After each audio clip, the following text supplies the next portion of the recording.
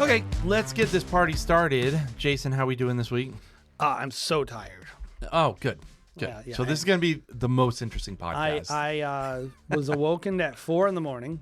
and I tried to go back to sleep, but I couldn't go back to sleep. My daughter woke me up at 3. She came into my bed. She goes, I had a bad dream. Oh, what was your bad dream about? She goes, our dog died.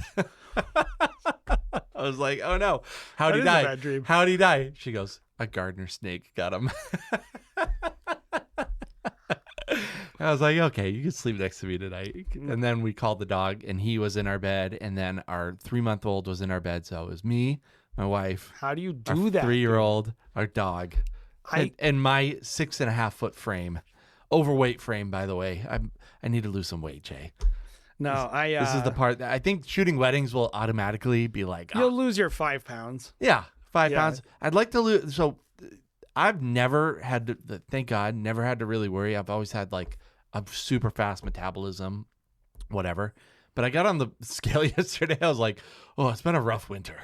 It's been rough to me this year. I mean, and then having a 3-month-old, you just like, what do you eat? Like you're literally, sleeping habits are off. Food habits are off. Sleep is so big into it. No exercise. They've can't ruined me. If I have bad sleep, I gain weight every time.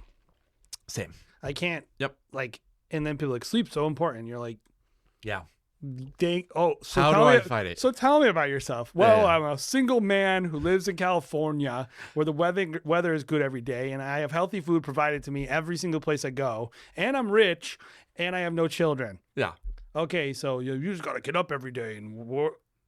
I literally... Tell me more, Mr. Goggins. Yeah, I was literally cooked, I think, like 30 meals last week. Yeah. At what point should I have done all the things you're suggesting? Yeah. So, yes, no, but I'm excited. It's beginning of May. We're kind of going through, like, talking to our partners about some of the seasons, some of the really cool weddings, talking to clients, we are building a giant giant library of social media content from last year and even years past that we can be releasing for Merriment Films. Launching Wedding Film 101 right now, doing uploads and thumbnails and finishing out that initial batch of 16 or so videos. Can you talk about that really quick for the people that haven't heard about Wedding Film 101? What is that? How is it different than Wedding Film School? Like, the thing about both of them is neither of them have an audience. Good. So I'm kidding, but also serious. Like, I think two-part thing. One is, when we first got involved in Wedding Film School, and we're releasing a video about it on the channel, so I encourage you to go check out Wedding Film School, the main channel. Kind of just the thinking. I explain more detail there. But I think the channel, had some issues when we took it over that had nothing to do with us. We tried a bunch of different things. Some of them I think were mistakes. But ultimately, it's hard to overcome the fact that the algorithm has disfavored you. And we want to, get in front of people. So we don't want it to just be, if your own subs don't watch your videos, it doesn't refer them. Mm-hmm. And our subs subscribe to freaking Craig Adams. Yes. So we have issues there. So that's one of the reasons we're like, let's do a new channel. Or Scott McKenna or whatever. But let's be honest, it's Craig. Yeah. And so that's one of the reasons. But in terms of what we're doing with the content, we also realized on YouTube, like, having very focused content on your channel is very important. Like, you just need the same thing over and over again. Mm-hmm. Like, maybe differences, but mostly the same, like, type of video over and over again. And you notice when creators change their content, that's when they lose a lot of people. So we wanted to make something so that if you are looking for tutorial content and you're getting started in wedding filmmaking and you don't want to hear about, if you're listening to this podcast, probably you're not going to want to watch that channel, but maybe, who knows? Or maybe you came from that channel to this podcast. Thank you very much. We don't look down on those people at all because they have different needs. Yeah. And it's just not what we're doing on this podcast. And so the main channel will be gear and BTS. Yep. And Wedding Film 101 is going to be tutorial content for people who are getting started in wedding filmmaking or newer, or just not to say getting started. Like, I don't want to like say like, oh, if you've been doing it for 2 years, it won't be good for you. I think it will be still good for you. Like if you want, but it's going to be tutorial content. Great. I would say our hope is that I think the usefulness for an experienced filmmaker would even be, hey, if you're looking to bring on an associate, if you're looking to bring on a second shooter, there's content in there that you could be like, hey, this is how I want us to film my ceremonies, or how to light something. Like if you want to just me to train you, watch these videos. That's a way that you could potentially use. This is going to be my pitch to you if you're listening to this podcast and you're a normal, more experienced wedding filmmaker. If my goal is to make content that everyone else sells for money for free so that no one can sell it for money. Great. Undercutting the industry, Jay. What can I say? You're the bottom feeder of the industry. Not bottom feeder. I want people to like if you just, because it's already there. Mm-hmm. My point is like this content is already there. No one should be paying for a class on how to expose their camera.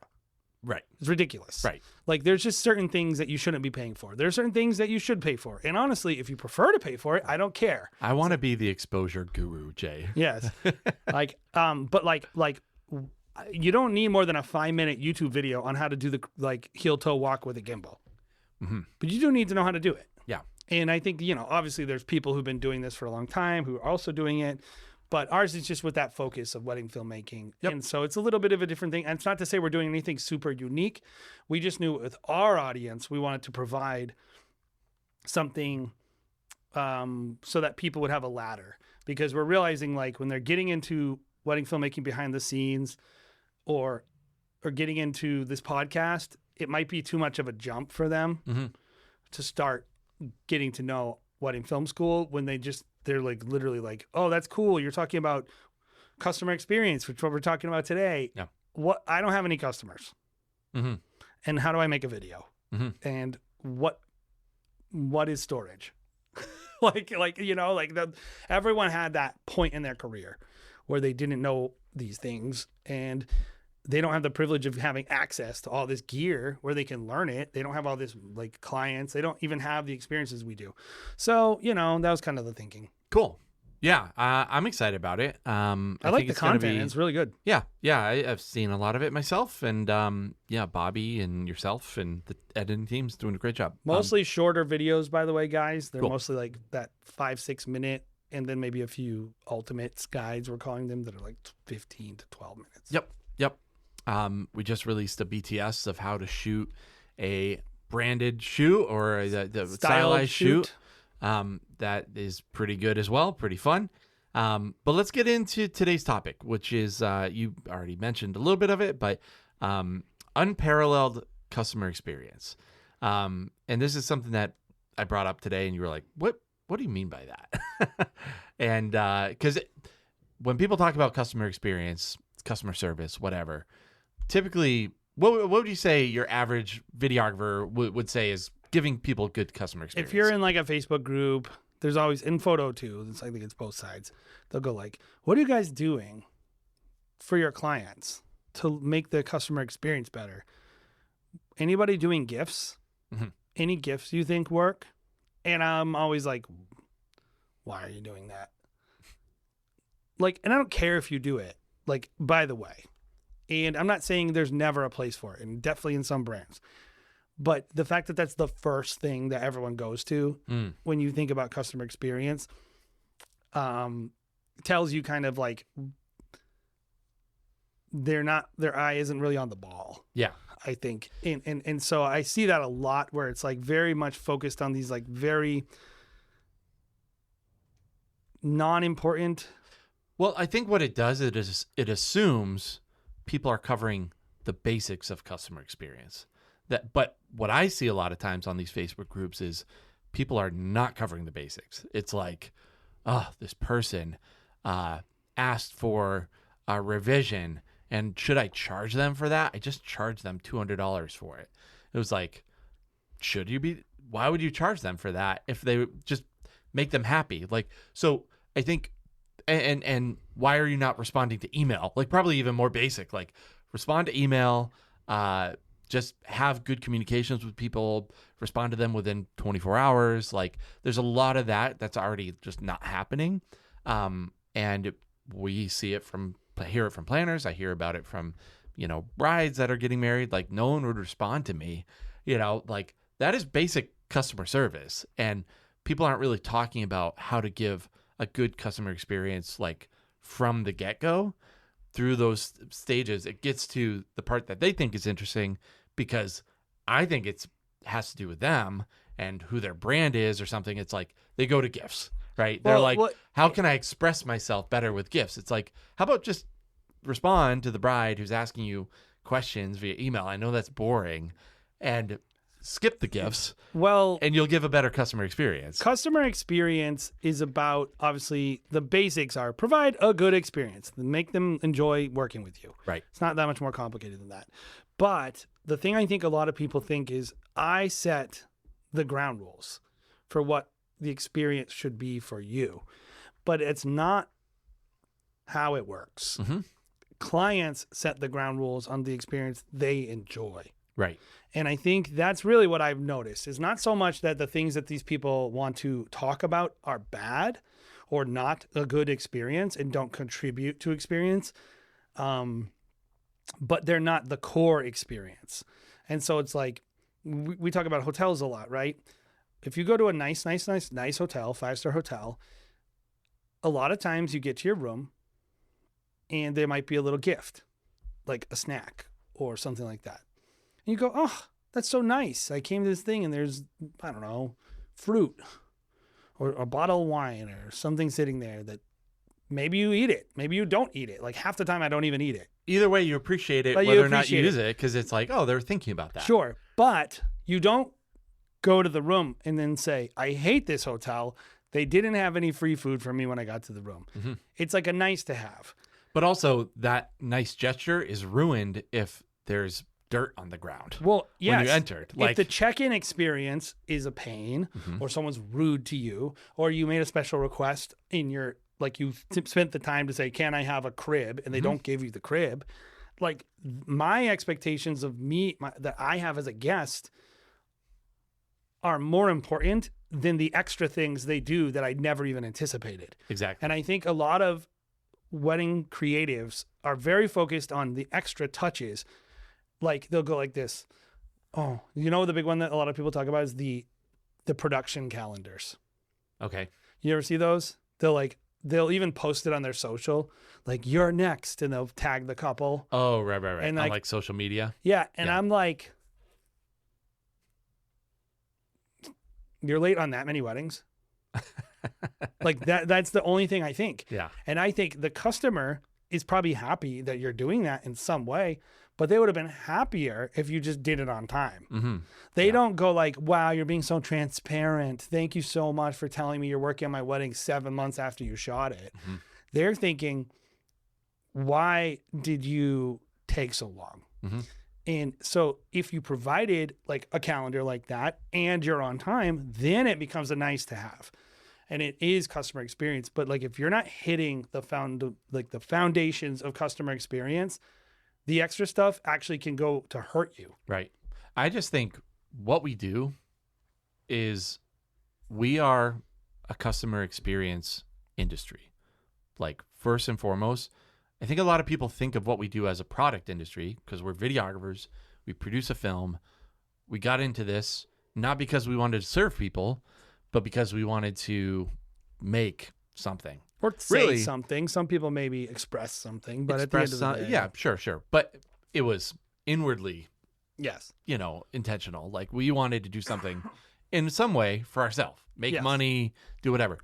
And what you quickly realize is like in the wedding industry, it becomes more prevalent, I think, when you get into the luxury market because all they talk about is experience.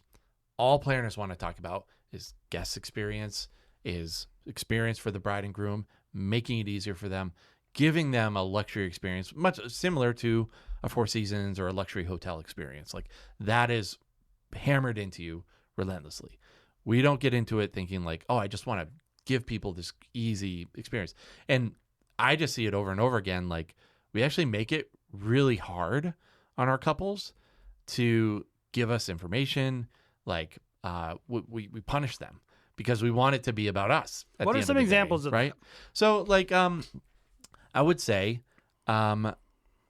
something that I see a lot of people do initially is they say, "Oh, I want to give my couples a great experience. I want to become friends with them." So they know I'm dedicated to them or something. Like there's some reason why that's important to people when they first start out, right? And as you go up the ladder, I find that people have just become more professional, and it's like you have a more professional relationship with your clients. You're not friends with your clients. You can be friendly, but you're not BFFs. Like, and that can include, hey, text messaging them about restaurants or whatever. Like, that's still a professional relationship, right? But when you first start out, it's like you are imposing yourself on people as, I want to be your friend. When people, I don't care who you are, most people don't want to be your friend when they're hiring you.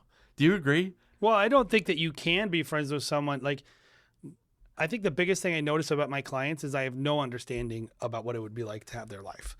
I couldn't be their friends. I would like to. Well, even like, but I'm not even talking about like the luxury world. I'm talking about like, if you're just a middle-class person and you're hiring a photographer, now that photographer is like, I want to be best friends with you. I'm like, that is imposing themselves on me, and that's an annoyance. But like the point is like making friends with someone means you share common interests. You're not there to share. The only common interest you have is that they wanted to hire you to be at their wedding. Mm-hmm. They might be like, it's such a restricting mentality that you can't. This is like my biggest issue with like. Well, friendships require commitment both ways. Yes, you have like, and you don't come to each other for like pure reasons of like I didn't even find them. Mm-hmm. I didn't pick them. Mm-hmm. Like, so like it's like I'm adding this layer of relationship that doesn't need to be existent. Yeah. For me to do the actual job I'm being hired to do, which is like focused on what the client wants. Right. It's not focused on what I want, which is what friendships are about. Mm-hmm. Friendships are about like real relationships are about what both parties want. Yep. In sale and in this industry, there are things you might not be willing to do. Yep. Right. And things you can't do, or things that you will succeed at or do worse at. And like, I'm not saying there isn't like, you just do whatever a client wants at all times, make a business that works for every single client. That's not possible or reasonable. But no matter what you choose to do, even if you've really curated your brand and you're really targeting the very specific couple you want, you're consistently getting leads from them, whatever it is, you're still in the customer experience business and you're still doing what they want. Mm-hmm. They're still in the driver's seat in every aspect of the relationship. And that is not a problem. Yeah. That's what I think like the position I would take is like, why does everyone have a problem with doing a good job with customer experience? What is the issue? We've been doing this for a long time. And I think there's a certain type of professional, good professionals too. I'm not saying like this is a newbie thing at all. I've seen a lot of really established people do this. It's almost like they want to make sure that the client is going to commit to them. So they make them do certain things that prove that they're going to commit them to like them what? Outside of pay them money. Like, hey, I want to do this engagement session on top of a mountain. Like, that is what we're going to do. And they're like, well, we're kind of in the city and that's a massive inconvenience to me. And then the photographer, videographer might be like, well, it's in my brand for you to do what I want you to do. Oh, I heard a person say this exact thing in his Facebook group 2 weeks ago. And then all of a sudden, the client is now a bad client in the professional's mind because they're not willing to bow to the professional's brand, right? Yeah. Like, so you are like punishing your client by making them do something, and they would probably be like, well, push them to do things that you want them to do for your brand. And like, that's been the education world. That's been like what pros at workshops would tell younger, less experienced people to do to make their brand happen or whatever. So let me ask you a question about that. When really, I think like, I've created a brand where the brand is customer experience and customer service, where it's like maybe we're bowing down to the client, but at the end of the day, we get tons of referrals relentlessly because we just make it easy and give people a good customer experience. I think overall, obviously I agree with you, but because we have the same business.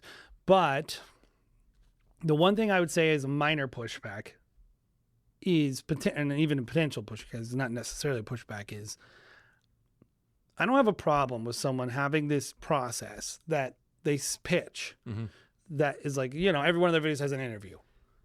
And then they hire someone and they don't want to do the interview. Like on your end, I'd say, well, yeah, you shouldn't make them do the interview. Now, should I give them a discount because I'm not working as hard? No. Like I think you should present yourself. Yes. You should be like, this is what I'm good at. This is what I want to do. And if they're like, cool, then great. You usually, but that's customer experience too. Yeah. So what I would say to people is, we're not saying if you have some process that you go through to make the thing you make, that you can just let clients force you to make the same thing without the same process. Obviously, that doesn't work. We're talking about a thing. We have a commercial shoot tomorrow, and the client is asking for things that we're not able to do without certain things. And so, I think it's fair. Part of customer experience, though, is communicating. And I think one of the things that happens a lot of times is, instead of saying to someone, sure, I'm happy to not do that with you. Just so you know, if we don't do that, I won't be able to do this. Are you okay with that? Right. That's good customer experience. Right. Because that person's like, I really do want that. Or I don't want that. But what you might find, and this is maybe the level, like the ninja level customer experience, is, say you have this thing, and this is so crazy that this happens. I see it all the time. You make a product and everyone loves the product. But every time you give someone a chance to not participate, they say, nah, I'm good. What about that?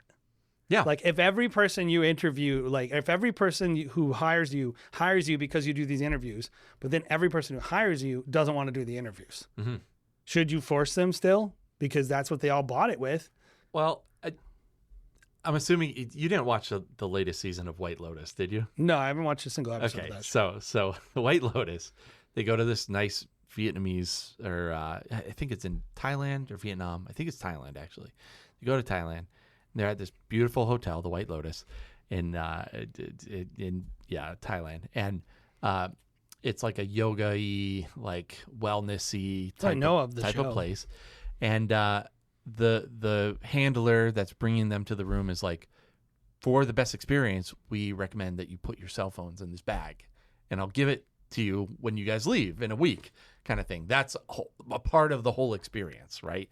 Is no cell phone, so you can, detox from technology for a week. And they're all like, ugh, no. But that's why people go to this hotel. It's a wellness hotel, and they're all like, they don't want the thing that makes that hotel so great. They don't want the full experience. They want to be at the place but not have the full experience. Totally. Right? And I think good properties have a good balance of that, of like, we're not going to force you to do it, but this is how you can get the most out of me. And I think that communication is key, right? Yeah, I think that's a fair thing. And I think at the end of the day, but the other side is, if no one wants to do it, do you stop? No, because I think it's a part of your brand. It's what attracts them there, even if they don't want to take part in it fully. They want to know other people are maybe doing it. Oh, I'm around this thing. So if you can no longer release because content, then they can talk about it, right? Oh, we hired this videographer who did this one thing this one time. It was really cool. We got him. Oh, we didn't do that because it's a little weird for us, but we hired him because isn't that customer experience? Isn't that Sure. I think it's just where the line between letting customers customers will always pick crap. My opinion. They'll always pick ease over anything. Convenience. Even if they regret it later. They'll always think, what is the most... Here's what I would say to that person. Say you're having this issue where you have this what you're making is selling you very effectively, but yet the process isn't being like, the couples are excited about the finished video, but not the process. Mm-hmm. I think what you need to do is change your sales. Just sell the process. Yes. And not the video. Yep. And if a person buys in on the process, then they're going to be disappointed if you don't do the interview. Mm-hmm. But if you, and this is just one aspect, it's an interview, we use the interview, but there could be a million things that you want people to do. Mm-hmm. Whatever it is that you are wanting, what makes it a good experience for them is not doing this with you. It's signing up to do this with you. Mm-hmm. And then of course at that end, you make it as easy as possible. So like, you know, and I think this journey, like, there's not just one way to do this, right? Like, the right way to do it is finding the right path to creating a good customer experience. So if people are signing up for this interviewee type thing, like, you make that very easy for them because they're signed up for it and they've agreed to it, and like, now they are doing it, and you're like, here's the best way to do this. We're gonna have a totally different path. We're gonna we do prioritize convenience, because we find in our area most people aren't gonna want the interviewee invasive thing. They're too busy. They're lawyers, they're doctors. Like, I can barely get a phone call with them. Like, you think I'm gonna have time to like go on vacation with them and get X, Y, and Z? We have a brand. When the light is good. When the light is, yeah. It's a different brand. You know, different paths for different brands, of course, but like, talking about the experience leading up to delivering the final product is kind of more what we're talking about, right? Yeah, and it's like little things that you experience with someone that you might not say anything about as a client, but I remember when me and my wife got married, we were working with a photographer, and we don't talk about this person on the show, but there's issues. But regardless, you know, at the end of the day, very talented person, and did good job. Yeah. But I remember every step along the way, he's so inflexible for nothing, for no reason. And I remember saying, hey, can we do pictures at this place? And he's like, no, I only do engagement photos at these 2 locations, and they're close to my house. Mm-hmm. And I'm like, why? Like, why? You have nothing else to do. This is your job. Mm-hmm. Like, just shoot photos any place 30 minutes from your house. Who cares? Like, let me pick the place. Or, like, and fine, whatever. And I remember thinking, like I'm sure some people would disagree with me on this, but I don't think it's a big deal. Well, the pushback would be, well, I can only guarantee certain light, and I'm familiar with this area. You can get the best out of me by going to this place. I don't care about him. Sure. I care about me. And if that's, And I cared about the fact that it was inconvenient for me. Mm-hmm. Why are you making it inconvenient for me? Mm-hmm. Like, and then first look, I was like, hey, we want to go to this one place.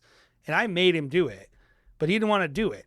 Yeah. He wanted to do in this one thing, but it was actually fine. Perfect example. It was actually fine. It didn't cause any problems.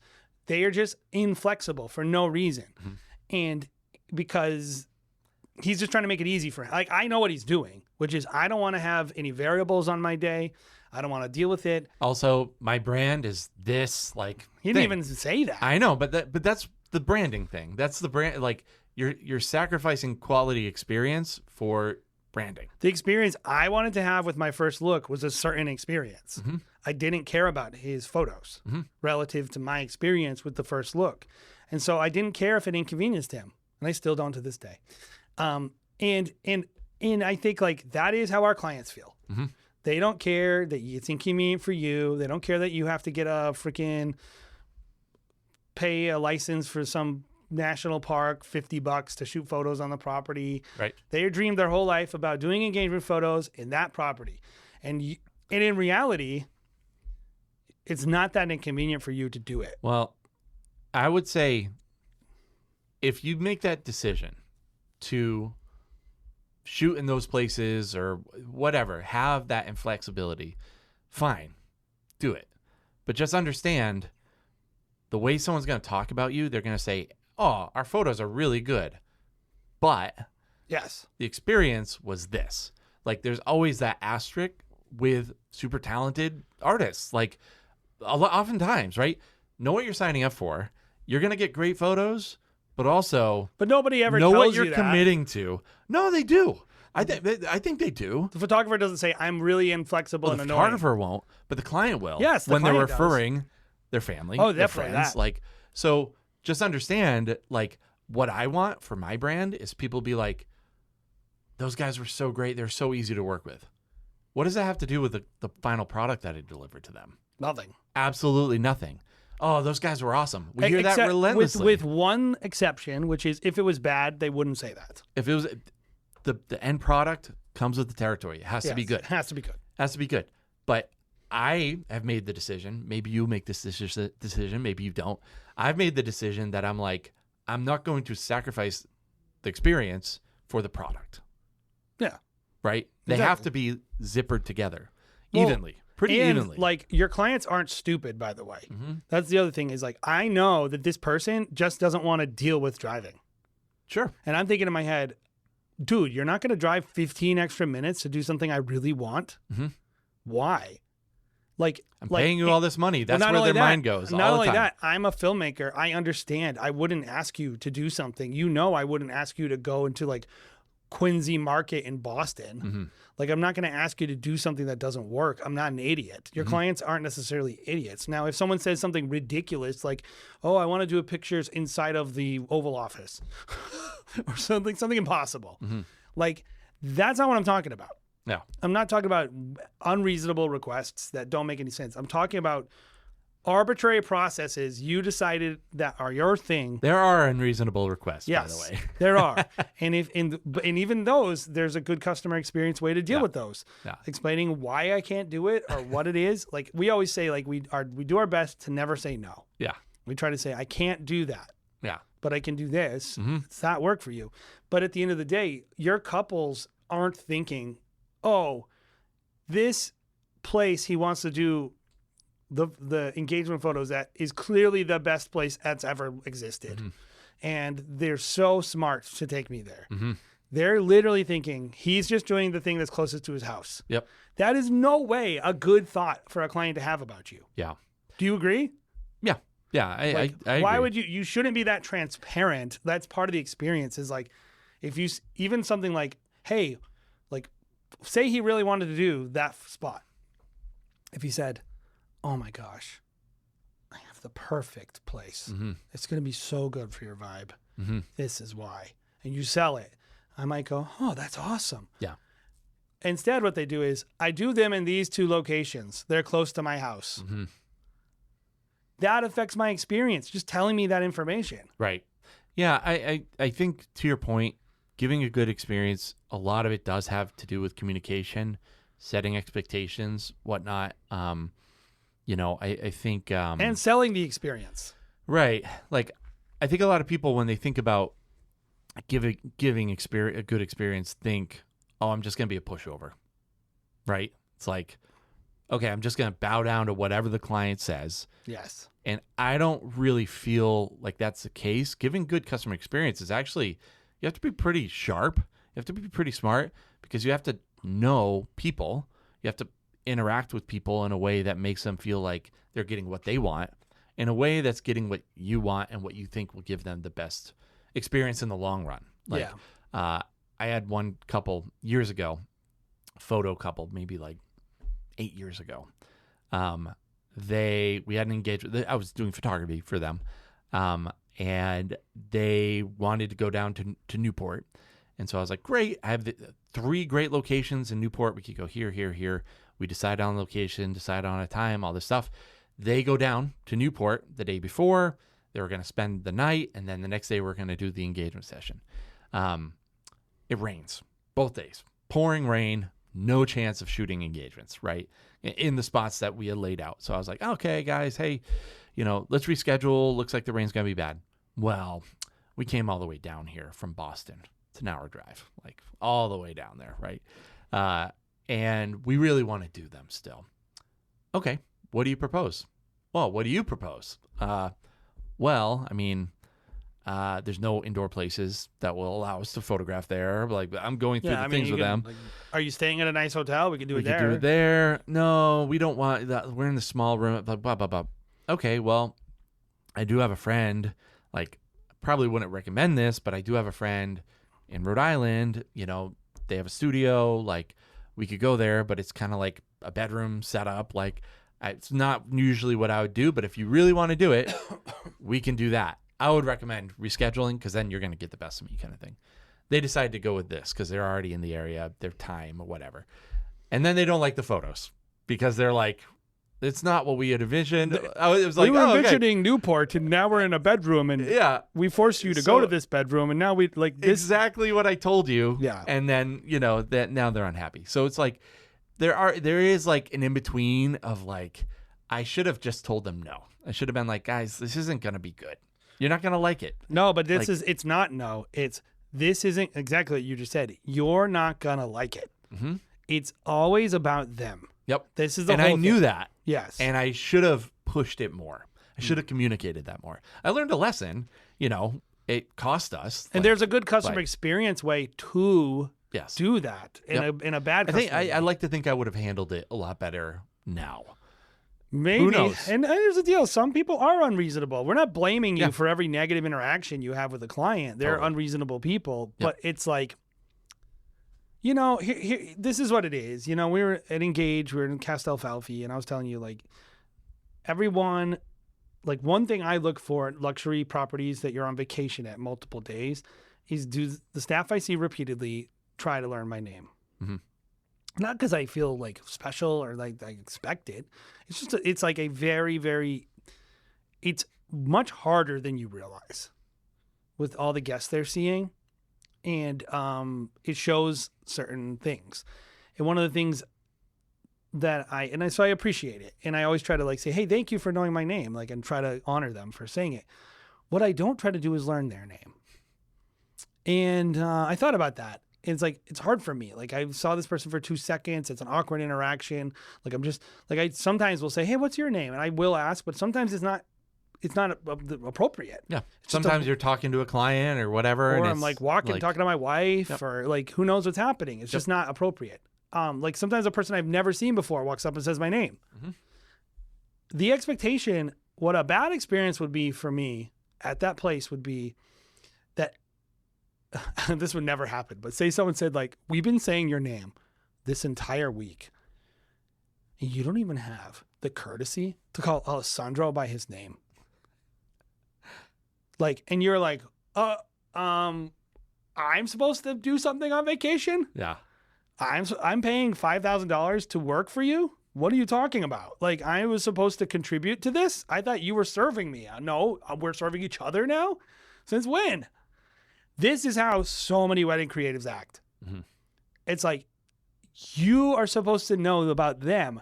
They don't have to know crap about you. Yeah. That's the entire point of delivering a product and a service that is a good experience. It's taking all the pressure off the client. Yeah. And if you put pressure on them, that's a bad experience. I totally agree. And there's going to be like, obviously there's going to be a spectrum of client, right? There's going to be people that naturally are going to be like, oh, thank you so much. What was your name? They will go out of their way to do that. Yes, it's nice. Because it's out of their nature. And other people, they're going to be stressed out about their wedding. They're thinking about a million other things. Maybe you're getting on a call with them and they just got off a call having an argument with their spouse and mother-in-law, about whatever wedding details. Sorry, they're not going to be concerned with you. It doesn't make them a bad person. And us as creatives and as wedding filmmakers and just wedding industry people, I think we just have to be ready to handle people wherever they are. Well, it's just expect serving. the worst. It's the essence of service. It's like, expect the worst. That is it. Like, well, and expect. I think I would probably say it like this: expect to be unimportant. Yes. Expect to be non-essential. Well, do you think that you should be ready to just be the help on site? Yes, you are the help. That's my opinion. Like, I am not the artist. I am like a member. I am a more highly paid version of the server. Do you think it's even worth pushing back on that concept, being the help? Why would you bother? Who cares? Why do you care? A lot of people care. Why? Because they should have respect. I agree. What does that have to do with it? Like I guess they would say that this is my interpretation of the help, though. Is like, just because I didn't know their name didn't mean I didn't respect them. I do respect them. And in fact, I'm incredibly grateful for them. Like, I tip my butler. if I go on vacation at Rosewood Mayakoba, I will tip him a good tip. I will plan on tipping them at the beginning of the week. And I want them to know that I appreciate them. And the way I let them know I appreciate them is by paying them, by being nice to them, by not shouting at them, by not offering unreasonable expectations. So like maybe ask them, do you have kids? Like talk to them. I'm not necessarily worried about like going beyond that though. Like, I think like it's nice when couples are nice to us. It's nice when families think about us, but like, I don't walk away with like something in my craw. Like when I'm like, we did a wedding. It was a very nice family. I won't give any details because I'm not insulting them at all. I'm not unhappy. They were very nice. I remember we met them. I was like, oh, this is really nice people. They didn't talk to us before. They would not even talk to us ahead. They didn't say thank you when we delivered the video. Anything. Like, but we were like, they were very nice. Mm-hmm. They did what I would expect. When I went at their house, I'm like, oh, why do you have $1 in the stairs? Oh, we have it for this reason. And I was like, these are wonderful. $1 in the stairs? They like embedded it in the lacquer. Okay. Like it was the first $1 they made. But she goes, it's a joke. We want people to always try to pick the $1 up. Okay. It was funny. Like, I was like, these are great people. Very nice. And like, they weren't mean to us. They didn't provide a bad experience. Like they was like, what do I need more than that? Mm-hmm. Like and then half the time you're wrong too. Like, do you remember like, this is like a sad story, but it's also kind of like we did this wedding last year and we sent the wedding video out. No crickets. I remember saying to you at one point, like, that was a sick video. Where is this person? Yeah. And you're just like, I don't know. I wasn't offended. Yeah. I was expecting that because I spent time with them. Mm-hmm. They're very nice and effusive. They seem to really like us, like personally. I would have expected them to say something. Yep. Like 2 months later, this person's like, sorry, I had a serious medical problem. I'm going through it still. I'm like, thank you. Yeah. But this problem. We cried. We loved it. We watched it together. You sent it at the perfect time. Like we were in the hospital together. We were crying. We loved it. All this good stuff. You have no idea what people are going through. Yes. When they're going through whatever it is that they're not stroking your ego enough to make you feel like special and magical. Yeah. It's like, I'm here for you. Yes. I did this for you. I made a video so that you could sit in the hospital with your new husband going through life-threatening situation and enjoy it. I didn't make it so that you could compliment me for the video. Mm-hmm. Like, you ever make food for someone and they give it to you? And like, I do this to my wife all the time. It makes her so mad. But I watch her and then she'll be like, fine, I'll eat it. I'll take a bite. Oh, it's really good. But it's like, it's for me. Yeah. It's for me to feel good about something I did for her. Yeah. I don't care if she enjoyed it, really. I'm like, am I a great cook? Tell me I'm great. Yeah. Tell me I'm great, honey. Yeah. It's like, we can't do that to our couples. Mm-hmm. Tell me I'm great. Yeah. Tell me I'm awesome. Tell me I'm special. Tell me, it's all about them. It's all about them. It's all about them. Now, this is probably another question is, we're talking about giving people a luxury experience. A good experience, in my opinion. A good experience. We're talking about luxury properties. Yes. And kind of correlating them because we charge a lot of money for our wedding films. What about the person who's, shooting the country clubs, shooting the backyard weddings? Like, how do you think experience relates to them? It's all the same. You think that you should be able to give them a luxury experience at that lower tier? You calibrate the experience to the expectation of the customer. So like every market has different expectations. Like Do you think so? Yes. Do you think I think the person in that lower tier almost has higher expectations. I didn't say higher or lower. I said they have different expectations of what they value. Okay. So like you need to know what your customer values and you have to provide it. There's no other way around it. So like if your customer is super blue collar and super Christian and like really like values, like if every person you get married has this, their pastor sharing and there's all this like tons of speeches and I don't know, I'm inventing a thing. And then you are like only delivering wedding videos with none of their toasts. You're just not meeting the expectation of that's just the deliverable alone. Mm-hmm. Like people who regularly eat at McDonald's have a different expectation than people who regularly eat at 5-star hotels. Right. now they both have expectations and you need to meet their expectations. Like if you go to a fancy hotel, you don't want to wait too long for your food, but you're not disappointed if it takes 20 minutes to get your food. Yep. You're just like, expect it. If you went to McDonald's and took 20 minutes to get your food, you would be ticked. Yes. You would be like, what the heck is taking so long? At this fast food restaurant. Yes. Yeah. And so I think it's like, I don't like looking at it as negatives. Like this is fast food. This is fine dining. Like it's not better. Yeah. It's different. And so what is your client's expectations? It's going to vary very wildly. Like if you have a lot of clients and you're doing a lot of Indian weddings, they have a lot of particular things that go into their weddings that you need to just anticipate and deliver on. And like, we know if we're getting inquiries for Indian weddings, there's probably going to be a conversation at some point where they say, hey, I noticed you did 10 hours of coverage and 4 hours of coverage on this day. Can we break it up into 3 days? That's just going to be a conversation that happens. Not all the time, but just the structure of the events that they celebrate. And like we say no. Yep. And that's our choice. You might not want to, but that is the customer experience that they want. Is like they want the ability to buy a pile of hours and distribute them over the course of the days in any way they see fit. Oh, this day there's a 4-hour break. Can we take those 4 hours and use them on another day? Always something like that. I don't want to do that. We can't afford to do that. We have too many inquiries, but that's the expectation they have. Yep. So like depending on what market you're serving, they're going to have different expectations and different things they want. Yep. And good customer experience is about providing and exceeding the expectations of the couple. So whatever is in their brain that they think they want, you have to meet it and exceed it. Yeah. Yeah. I think it's fair because, for people that are listening to this and don't know a lot about Jason and myself and the businesses that we run, we have these 3 different tiers of wedding films that we deliver. Like lower tier, kind of more manageable cost, middle tier, which is like high end, and then a very boutique luxury kind of product. I found on our lower tier, it is all about managing expectations, understanding what their expectations are coming in, but then being able to communicate really well to them that, hey, I know this is what your expectation is. This is what we're actually delivering and what you can buy at this price point. And if you want something more, we can do that. You just have to go to the middle tier to be able to do that. You have to pay more. You have to pay more. And that is on them. Yeah. Like allowing them, being a good communicator to them and allowing them to make the decision of the experience that they want to pay for.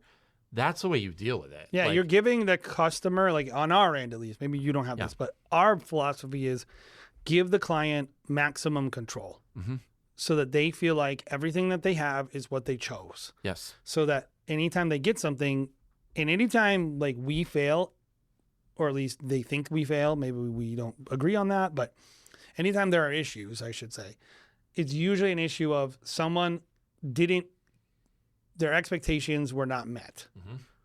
Whether or not that's fair or not, that's not the point. Yep.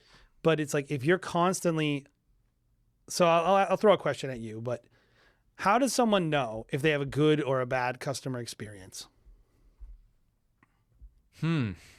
Sometimes you just won't know because a lot of people out there don't like confrontation. They'll just not refer you. That's a way. Like, what kind of feedback does someone get from the universe when they have a bad experience? So when that doesn't refer you, but that doesn't necessarily imply that they had a bad experience. But if it happens at scale. If you're not being referred by anybody, probably you have something in your system that is making and preventing you from getting hired.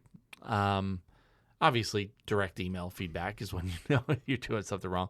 Or when people are like, hey, this is all good. Thank you for your work. However, there's something there, even if they're being polite to you. And then you just have the direct person who's like, this isn't what we wanted kind of thing. But even before you get the client, I still think you can get feedback. Before you book the client? Oh, yeah. Okay. What do you mean? Well, like, that is when customer experience starts, is like that initial inquiry. Sure. Like, if you're always getting ghosted, you need to evaluate that. If you have a very high percentage of ghost rate, and by that I mean like 90%, some people are like, I have so many ghosts. I'm like, 30% of them are ghosts. That's not high. Yeah. That's a normal. Do you 40, think it's 50. Do you think it's good customer experience to have regular follow-up in that inquiry process? Like I think every 2 days sending it to people, or is that bad customer service and bad customer experience? I mean, I think it depends on how you do it, but I don't think it's necessarily bad or good. I think it's inert. I think it's like, just do it. Like, don't be annoying and don't be rude. Yeah. That's the question that's asked a email. lot on these things. It's like, email. It's like, is it annoying? Is it good customer service because you're just reminding them about it? Like, this is what I'll say about emails. Every email you give someone should provide additional information. Just saying the same thing over and over again is annoying. But if you're like our emails might be like, thank you so much for filling it out. Email 1. Email 2. Hey, thank you so much. Here's our sister brand. Email 3. Hey, just following up one last time. There's additional information in every single one to try to help them make a choice and set their expectations on what they want. Yep. So it's like, I know that that's a good experience because of the outcome. Because some people ignore us and then we send them the merriment email and they go, oh, you have a cheaper option? And then they re-engage. yes. So I know it works. Yep. And I know it's a good experience because you could just, here's what I would say to people. If you, in your process, wherever someone is falling off, it doesn't mean it's a bad experience. It could be exactly what you're intending. It could be like when we present our package pricing, if someone stops emailing us, fine, that's built into it. We want them to stop. They're not going to pay for it. We don't want to waste our time. They don't want to waste their time.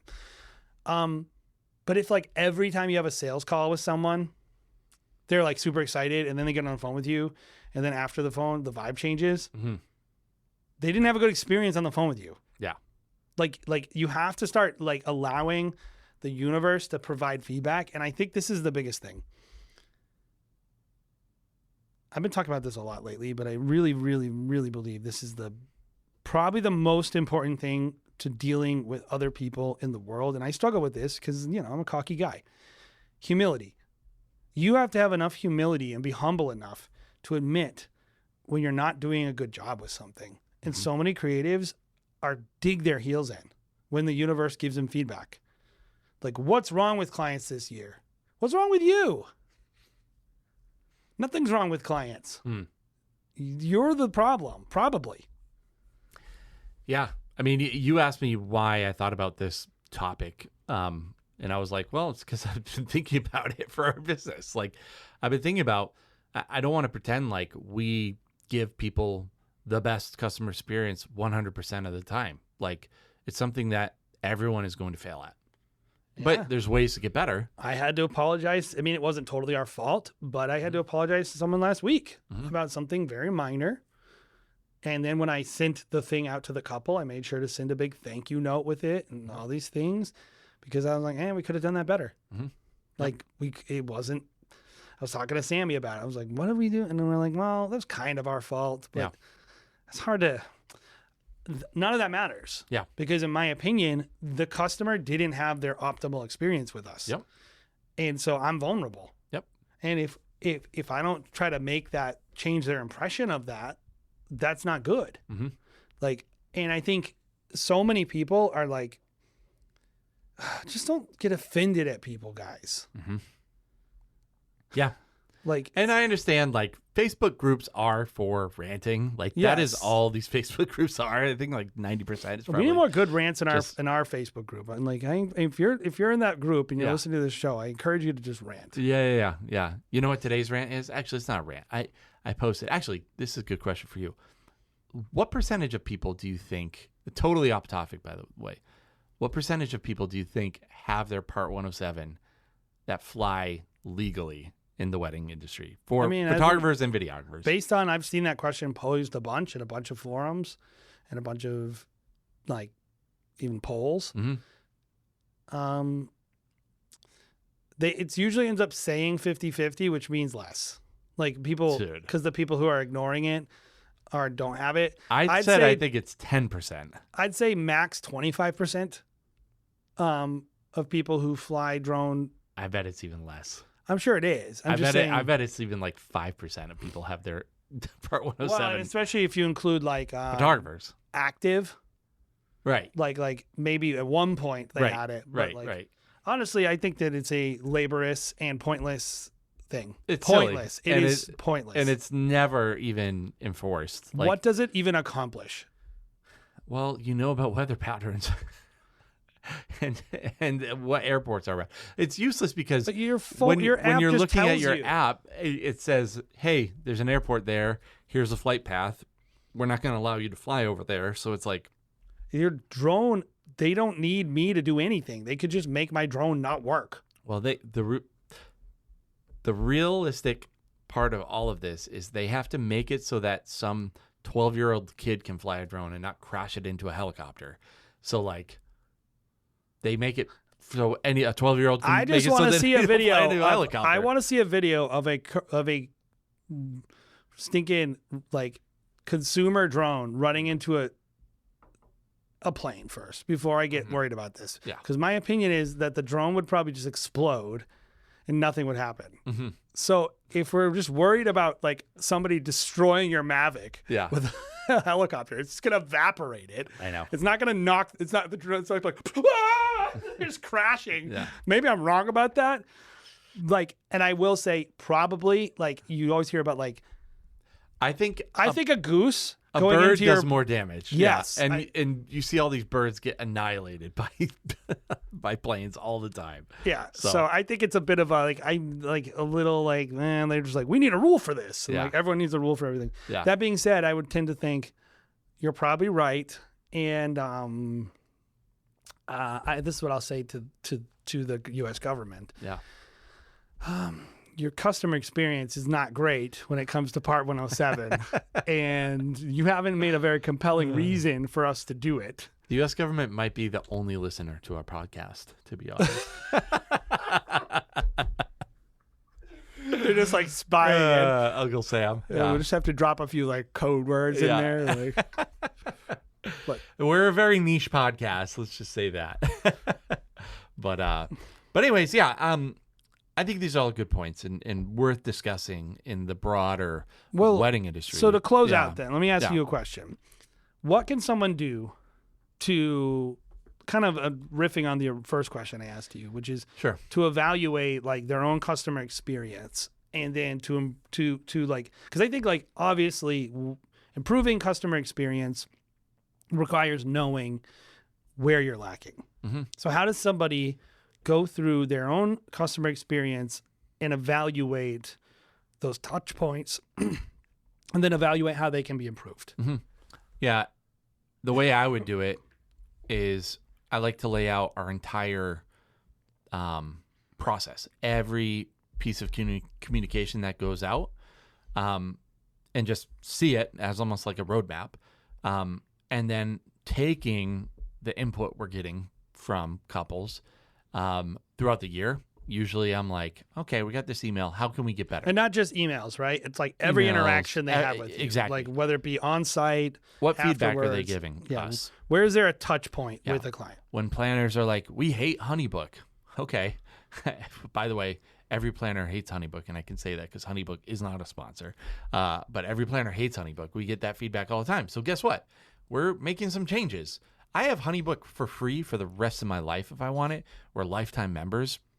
And by the way, founders, here's the deal. Like but we're the moving away from it. If you're listening and you're one of our planner partners, sorry, we don't really agree that HoneyBook is bad. We understand that why you don't like it. And based on the experience side, we are going to change it. So Yeah. you don't have to agree with someone to apply the feedback. Yeah. Like it's not a problem for us. Because it's just an indicator. Relentlessly, they're like, this is terrible. We don't like this. And Yeah. it's like, well, did you do this? No, I shouldn't have to. Okay. Yeah, we know that like actually some of the criticism is legit and some of it's not legit at all. Yeah. But we don't go like, let me teach you how to use HoneyBook. Yeah. We just go, all right, this is feedback we're getting. And Yep. anyway. Take the feedback, apply it to, your roadmap, wherever it may lay, and just chip away, man. Like, it's not going to be fixed overnight. No. Or and I shouldn't say fixed, but you're not going to be 100%, overnight. You're going to have to apply it, and things change over time. Yeah, I too. would say like So, customer expectations are changing. always changing. And Yep. so you always need to, evaluate what it is that people are like. I think the biggest tip I'll give everyone about customer experience is people are not often explicit with their expectations. Mhm. And even when they try to be, they often misspeak. Yep. They use the words that they know. They'll say something like, "I want this to be authentic," and you might go like, "Oh, this is what this means," and then you do it, and they're like, "This is not what I wanted." Right. And I think you have to invest a lot of time trying to understand your couples and understand your clients and understand your potential clients and understand other back. people's clients. Ask them questions. Yeah. Be curious about why people want certain things and what they want. Don't just assume that what you're doing is inherently valuable and that people should want it. You shouldn't think that. You should think like, I think you should be on the defensive at all times if you run a business.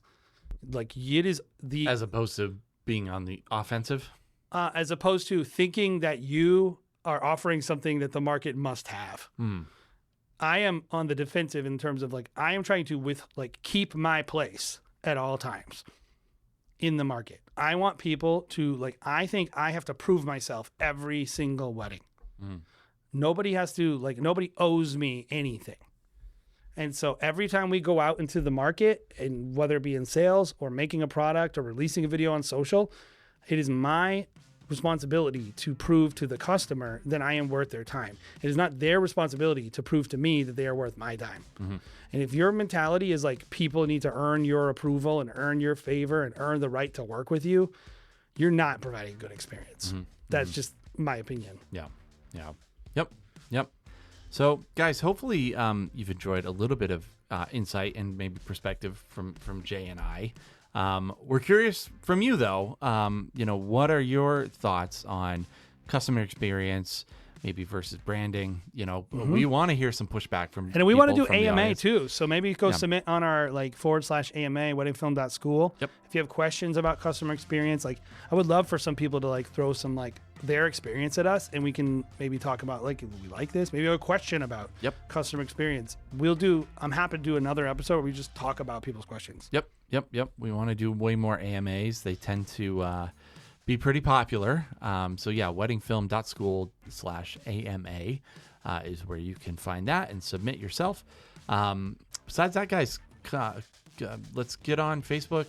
Facebook is a great way that you can get on, talk to the community, the broader filmmaker community. Wedding Film School, private group. Follow us on Wedding Film School on YouTube, the Wedding Film School Show on YouTube, Wedding Film 101 on YouTube. Lots of YouTube channels nowadays. And follow us on Instagram as well, the Wedding Film School Show. So hopefully you guys have enjoyed this episode of the Wedding Film School Show. We'll see you next week.